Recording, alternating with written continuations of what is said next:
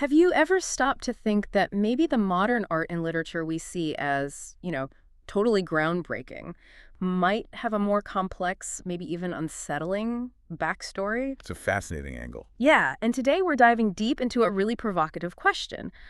Was modern art, maybe on some level, actually a CIA psyop? Wow, okay. That's quite the starting point. It is, and we're going to unpack this idea by looking at something called the cult of the self.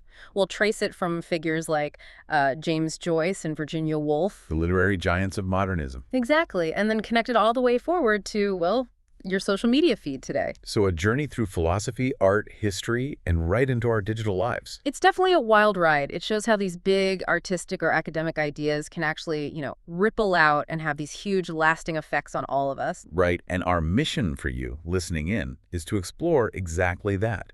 How did this movement, celebrated for innovation, maybe subtly, or maybe not so subtly, push people inward? Away from collective action, maybe. Yeah, away from shared goals, potentially.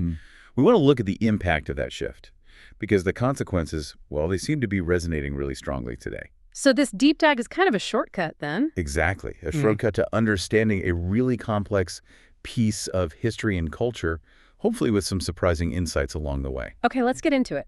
Modernism. Fundamentally, it seems to represent this huge reorientation, right? A turn inward. Absolutely. It's where the individual self starts becoming the main source, the main subject of meaning.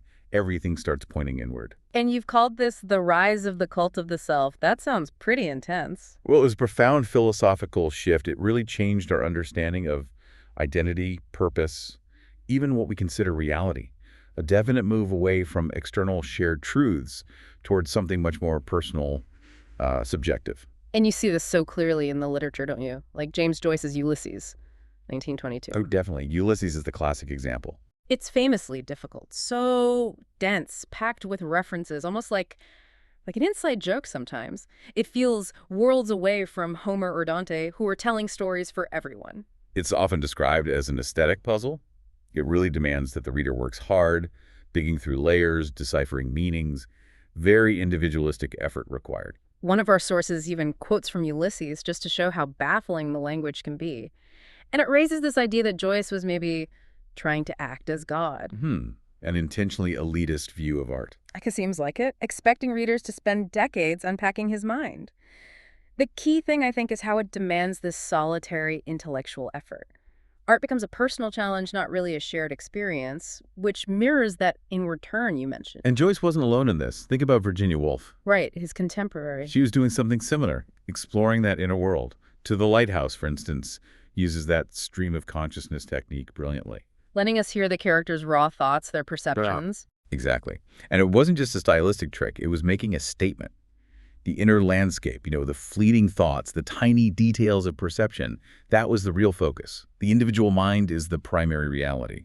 Okay, so if modernism is all about this intense focus on the individual mind, what happened to the idea of art for the community? That's the crucial contrast. Because you look back at, say, Homer or Dante, Yeah. their art felt like it was for the people. It aimed to inspire reflection together, build shared values, talk about virtue. Very much about the collective, yes. But modern literature often feels, well, different. Elitist, maybe. Ambiguous. Sometimes just focused on the self, almost solipsistic. That's a very common reading. Solipsistic is a good word, like only one's own mind is sure to exist. It often reflects this self-contained viewpoint, sometimes even nihilistic. Kind of despairing or seeing things as meaningless. Yeah, where that internal experience just takes over, overshadowing any shared social or spiritual reality. But then you have figures like Dostoevsky. He feels like such a counterpoint to all this. A powerful one, yes. In his view, the human heart is deep, sure. But it's deep because it's engaged with things outside itself, with other people, with reality. That's the fascinating part. For Dostoevsky, redemption, meaning they don't come from just looking inside. They come from sacrifice, from suffering, from, importantly, loving others. He actually argued self-love is not enough. Exactly. He believed you absolutely need community for things like forgiveness, for finding real meaning, which is, well, pretty much the opposite direction from where a lot of modern literature seem to be heading, that path of purely internal self-discovery. And this whole turn inward, this focus on the psyche, it wasn't just happening in literature or philosophy. It was massively influenced by psychology too, wasn't Oh, it? absolutely. Freud and Jung's ideas were gaining huge traction. The unconscious, the idea of the self being fragmented. Yes, those concepts became foundational for many modernist artists and writers. You can really see it. How did that translate visually, though? Can you give an example? Sure. Think about Picasso, specifically his cubist portraits, like Head of a Woman. Okay, yeah, where the face is all broken up into different angles at once. Exactly. It visually shatters that idea of a single, unified self. It shows multiple perspectives simultaneously. And that wasn't just, a cool style. It was a visual representation of that fragmented, layered self that Jung talked about. It shows how deeply modern art was tuned into this psychological inwardness. So with all this intense focus inward, this cult of the self really taking hold, it does make you wonder about the origins. Could it have been encouraged, pushed? Well, that brings us back to that provocative question you started with. Right. Was it a psyop? One of our sources, an academic article from JSTOR, actually tackles that head-on. Was modern art a CIA psyop? And the argument laid out in that article is pretty compelling. It suggests that Western powers, especially during the Cold War, The U.S., primarily. yes, particularly the U.S., actively and strategically promoted modern art. Think abstract expressionism, for example. Through cultural programs, exhibitions. Exactly. The idea, the article argues, was to showcase this art as a symbol of liberalism, of individualism, of creative freedom. Ah. Positioning it directly against the Soviet Union's emphasis on collectivism and, well, socialist realism in art. Precisely. Art itself became a kind of weapon in the ideological struggle, a battleground in the Cold War. Wow. It's kind of sobering to think that this art, often born from intense personal exploration, might have been, used like that. Weaponized, in a sense. That the ideas of Freud, Joyce, Woolf, Picasso were potentially leveraged to push this cult of the individual as a specific political tool. It adds another layer to the story, doesn't it? And if we zoom out a bit, there are other thinkers who were critical of this intense individualism much earlier, like the political philosopher Mikhail Bakunin. Bakunin, what was his take? He had this really interesting and maybe controversial critique. He saw both traditional religion, like Christianity, and radical individualism as potential tools of enslavement. Whoa, okay. Individualism as enslavement. That sounds counterintuitive. How did he figure that? Well, Bakunin believed true freedom wasn't really an individual thing. He thought it could only happen through community, through recognizing each other, supporting each other. Mutual recognition. Yes.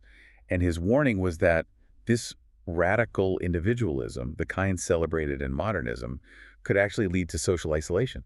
People become cut off. And when people are isolated, They become more vulnerable, more susceptible to control, which, loops back quite neatly, if disturbingly, to that whole psyop idea. Isolation makes manipulation easier. and thinking about isolation, it's hard not to jump straight to today, to the present moment. Right, because you could argue that social media platforms are kind of the ultimate expression of this. The democratization of the cult of self, as one source put it. That's a great phrase for it. What used to be maybe self-indulgent introspection, something only available to, like, artists or intellectuals. It's now something everyone does, all the time. Exactly. It's universally accessible. We're all curating our online selves, branding ourselves, constantly focused on our own digital reflection. And the timing here is, well, it's worrying. There's data showing this massive spike in depression, anxiety, even suicide rates, especially among young people. Yeah, globally. That really seems to take off post-2015, right when smartphones and social media became truly ubiquitous. It's a correlation that's very difficult to ignore. The timing is stark. So what's the consequence of this technological self-worship, as the source calls it? The argument is that it spread this kind of alienation and discontent everywhere. Despite, or maybe even because of, this constant intense focus on the individual self, people feel more disconnected. It's paradoxical, isn't it? More tools to connect, yet more isolation. It certainly seems that way sometimes. So we've gone from the dense, challenging prose of James Joyce all the way to scrolling through Instagram feeds. And the thread connecting it all seems to be this evolving idea, this cult of the self. Yeah, a concept that has really shaped our art, our psychology, maybe even our politics. It's fascinating and a bit unnerving. In that article we look at, it doesn't just diagnose the problem. It ends with a kind of call to action. What does it suggest? It really urges us to rediscover genuine human connection, to make a conscious effort to prioritize things like compassion, humility, community, Hmm. placing those above constant self-obsession. So pushing back against the cult of the self. Exactly. By actively caring for others, by seeking shared purpose instead of just isolated self-fulfillment, it's presented as a way to find real meaning. That really gives us something to think about. It leaves me wondering, considering everything we've talked about today, all these connections, could fostering genuine community, maybe even in really small, everyday ways, could that actually be a radical act? A form of resistance, perhaps? Yeah, resistance against these powerful forces, intentional or not, that seem to want to turn us all inward, keep us focused only on ourselves. Makes you think.